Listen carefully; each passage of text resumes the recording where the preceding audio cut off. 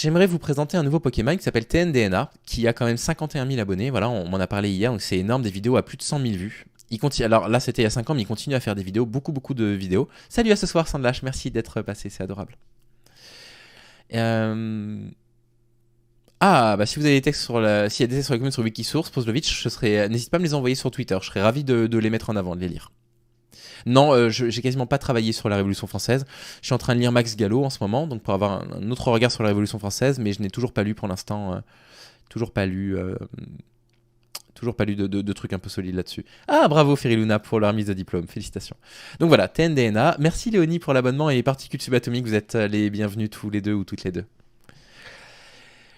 Les valeurs d'une femme, beauté et jeunesse. Donc là, voilà, on est encore dans un concept assez sexiste qui consiste à dire que la valeur d'une femme, de la valeur, non, valeur, c'est quand même une notion financière, quoi. C'est-à-dire qu'on ne pose pas de valeur sur un corps humain. Je veux dire, la traite de l'esclavage, c'est terminé, quoi. Très bien, Daimon, merci. Et toi?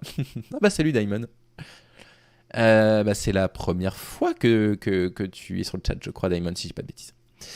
Et puis beauté et jeunesse, bon bah voilà, on est un petit peu, vous savez, dans ce truc sexiste de les hommes, eux, ils mûrissent avec le temps, alors que les femmes, leur beauté, elles l'ont autour de 20 ans, quoi. Bon, c'est un truc un peu inquiétant. Écoutons quand même ce qu'il a à dire. Moi, je n'ai pas encore vu du tout cette vidéo, c'est vous qui me l'avez envoyée. On va découvrir ça, on pourrait être agréablement surpris, mais j'ai quand même un peu peur.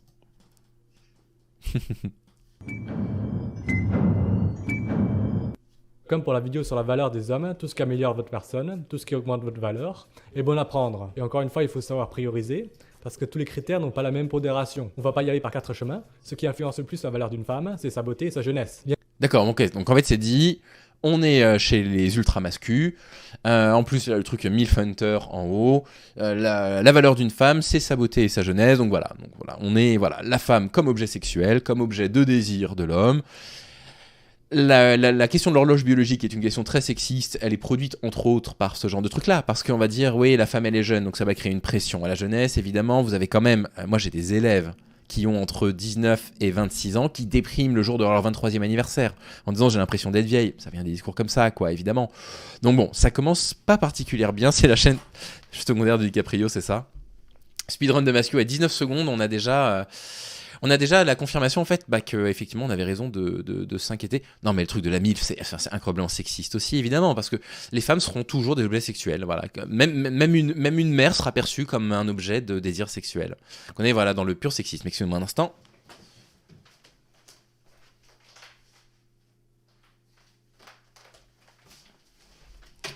Allez, donc ça commence plutôt bien. On arrive ensuite, mais non, Motitmar, la question de l'âge, au contraire, c'est tout à fait normal de prendre de l'âge.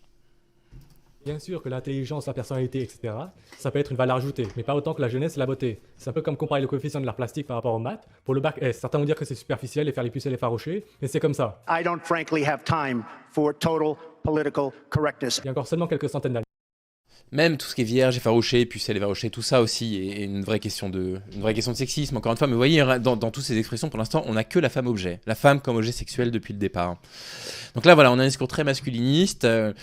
J'espère que ça va pas dériver vers des propos incel, quoi, ou vers des propos red pill et compagnie, quoi. Que là, on est quand même en plein dans le red pill. Bon, c'est pas notifié dans les mots-clés. Bon, bref.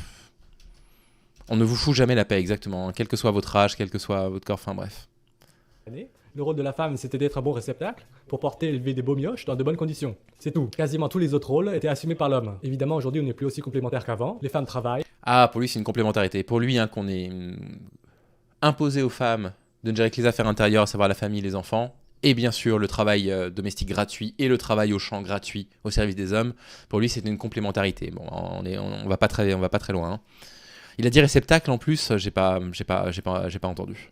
Ils peuvent être indépendantes, mais notre cerveau n'a pas progressé aussi vite que la technologie, et on a toujours les mêmes pulsions et les mêmes critères de sélection que nos ancêtres. L'homme ne cherche pas un leader ou un provider, puisqu'à l'origine, ça devait être son rôle. Il est vrai que de nos jours, une bonne partie des hommes sont moins bons à ça. Les femmes ne cherchent pas un provider, au contraire. Hein. Aujourd'hui, les femmes sont très conscientes, TNDNA, je sais pas comment s'appelle ce mec, de la nécessité d'être indépendante, parce qu'on peut tomber sur un mec dangereux, parce qu'on peut tomber sur un mec violent, et puis parce qu'aujourd'hui, la réalité sociale, je ne suis pas sûr que lui soit concerné par ça, fait que, en fait, si vous avez un enfant, vous ne pouvez pas subvenir à ses besoins avec un seul salaire. Avec le salaire médian aujourd'hui, ça n'est pas possible si vous vivez dans une grande ville. C'est impossible.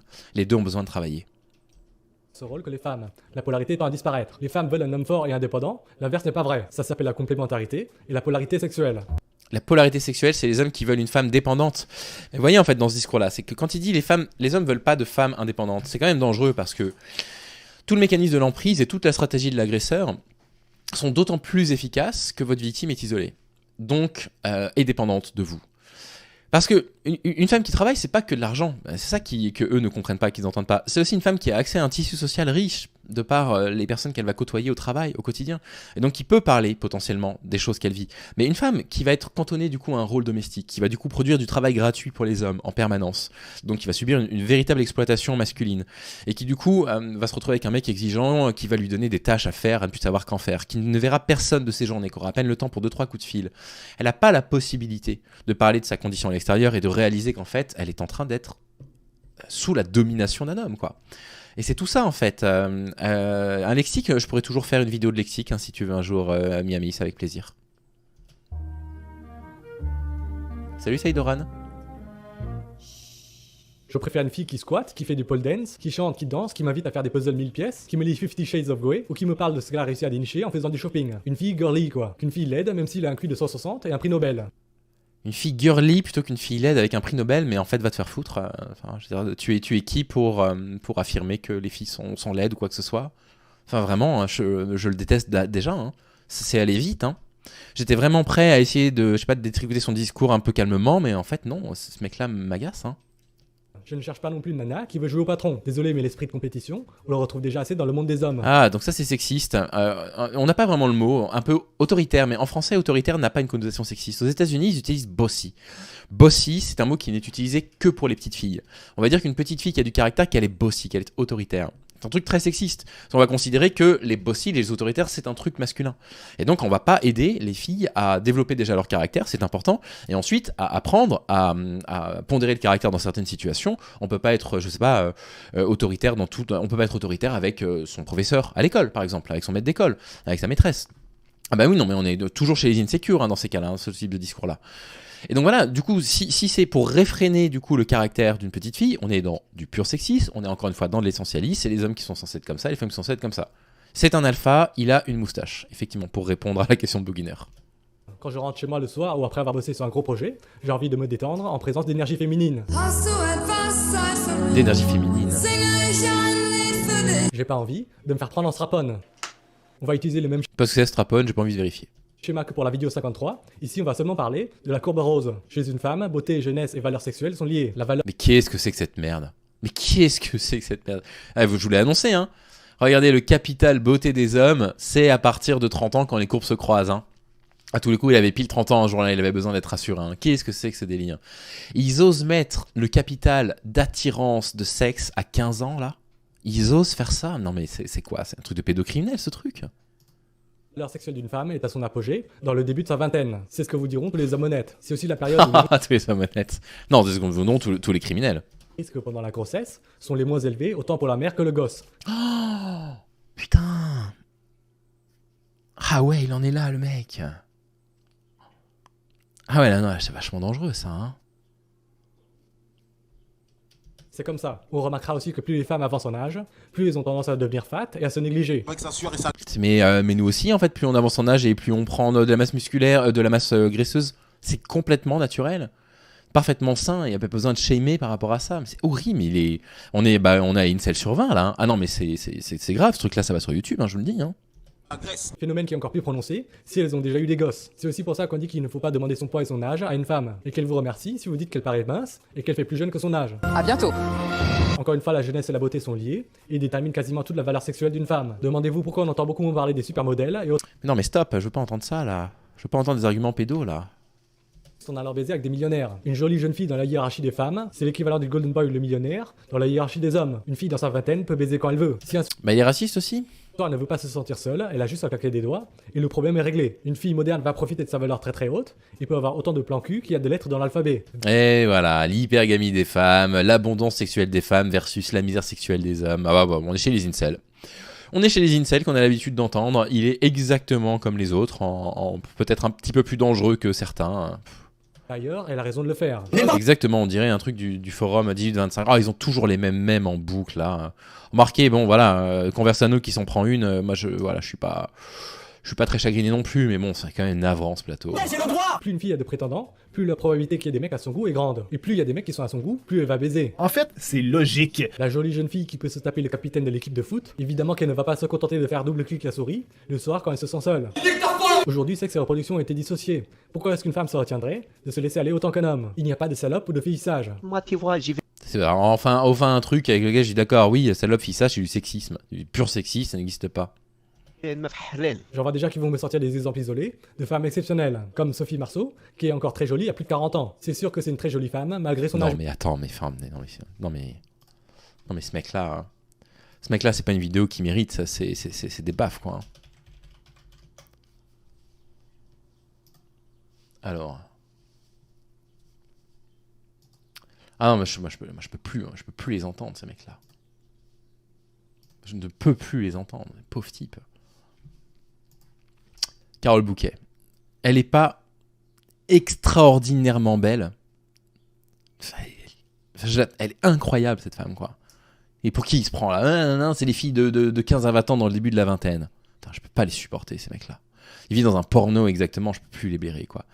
Salut Particule. Pour les... Est-ce que tu t'appelles Pavlovitch sur Twitter? Si c'est le cas, je t'enverrai un message moi-même. Salut Wifka. Je peux plus les blairer, ces mecs. Mur. Mais il ne faut pas oublier de se rappeler qu'elle était bien mieux avec 20-25 balais en moins. Toutes les milfs qui sont encore bonnes aujourd'hui avaient potentiellement bien plus de valeur quand elles étaient dans leur vingtaine. C'est comme ça. D'ailleurs, je tiens à noter qu'il n'y a pas plus belle femme que Sophie Marceau dans Braveheart. Dans ce film, elle valait bien 10 sur 10. Catherine Zeta-Jones dans Le Masque de Zorro était pas mal aussi. Aujourd'hui, on n'en entend plus parler. On pourrait multiplier les exemples. Heidi Klum, Madonna, Monica Bellucci. Aujourd'hui, toutes ces femmes ne sont même plus natties. Bref, je répète, la valeur potentielle d'une femme sur le marché sexuel est la plus haute quand elle est dans sa vingtaine. Beauté, jeunesse et valeur sexuelle haute vont ensemble. Dès qu'une femme sent qu'elle est à son apogée et que sa valeur sexuelle ne peut pas être plus grande, elle va se dire que la période des bad boys c'est terminé. Oh là là, mais quel sexiste. Quand les femmes se sentent laides profondément parce que la société les pousse à se sentir comme telles, pour je ne sais pas quel... Pose le vide, ça marche. Ok, mais je crois que je vois qui tu es sur Twitter. Du coup, là, elles arrêtent de choisir des bad boys. Putain, ce type. On va finir par tous se remettre sous anxiolytique avec leurs conneries, hein, vraiment. Hein. Je me permets juste de rajouter Pozlovitch tout de suite. Voilà. Voilà. Et c'est fait. Bref. Par des nanas passe d'une stratégie polie. Ah ouais, là on est Max Incel, là, Karl Marx. Hein, vraiment, là, Max Incel, avec des passages racistes, un peu islamophobes. Bref, là je prends aucun plaisir. Hein. Vraiment, je vous le dis, ça m'amuse pas du tout de faire ça. Hein. Une stratégie monogame. Elle va choisir le meilleur mec qu'elle est encore capable de garder. C'est une prise de conscience qui arrive souvent entre 25 et 30 ans. C'est pour ça que passé un certain âge, quand la trentaine se rapproche, si vous êtes en couple, votre nana va commencer à faire des allusions, voire vous mettre la pression pour que vous la demandiez en mariage et pour faire des gosses, de façon empirique. Mais quel enfer, ce mec. Quel enfer. Quelqu'un se dévoue pour lui parler parce qu'il a jamais parlé à une femme de sa vie. À l'évidence, quelqu'un se dévoue pour au moins qu'il ait entendu une femme dans sa vie, qu'il en ait rencontré une. C'est l'enfer total, quoi. On pourrait dire que les femmes perdent un poids sur 10 tous les 5 ans, à partir du début de la vingtaine. Je vous laisse faire vos calculs. Une nana avec qui vous vous casez vous dira toujours ce que vous voulez entendre. Elle ne dira jamais qu'avant de vous rencontrer, elle s'est déjà tapé toute une équipe de foot. Ok. Allez, on arrête là. Ça suffit. Là, c'est juste de la méchanceté et de la vulgarité. Ah non, mais c'est l'angoisse totale. Hein. C'est l'angoisse totale. 114 000 vues.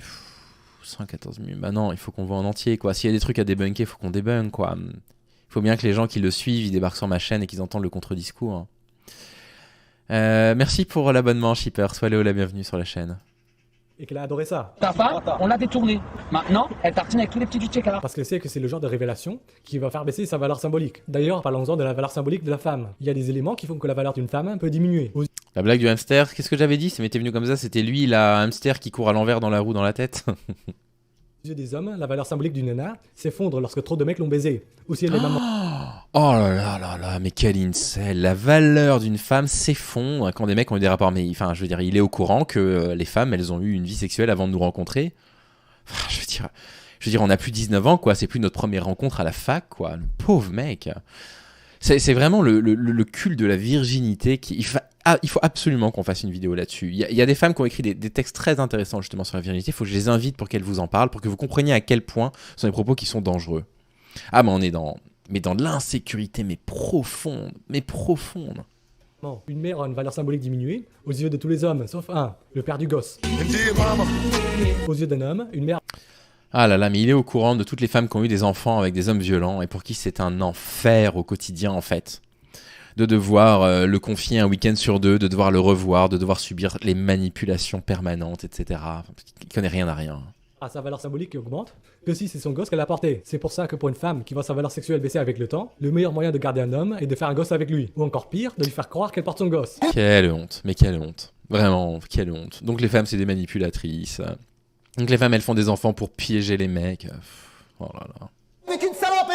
Comme je l'ai déjà dit dans la vidéo Oh, 45, l'homme ne veut pas investir ou prendre le risque de devoir investir dans un gosse qui n'est pas le sien. Ce genre de raisonnement n'a plus vraiment lieu d'être aujourd'hui, car les nanas gagnent aussi de la thune, et vous n'êtes plus obligé d'ouvrir votre 24% de moins que les hommes quand même. Hein. portefeuille pour le mioche d'un autre. Les capotes et les tests de paternité, ça existe aussi. C'était bien avant, c'était bien maintenant. Enfin un incel qui parle des capotes quoi, parce que la plupart du temps, il laisse toute la charge contraceptive aux femmes. Hein. Non, pour anticiper les réactions négatives à cette vidéo, j'en vois déjà qui vont me sortir que j'objectifie les femmes. Je vous dirai simplement, putain mais regardez bien le titre de la vidéo. Il n'y a pas écrit « Valeurs et compétences professionnelles sur le marché du travail ». On n'est pas en train de parler... Ah oui, mais c'est bien une objectivation des femmes que de leur donner une valeur, et que de leur réduire en plus à leur corps. Enfin je veux dire là... n'importe quel militant matérialiste, t'as dans le nez et te met 3 claques s'il te croise, quoi. Hein.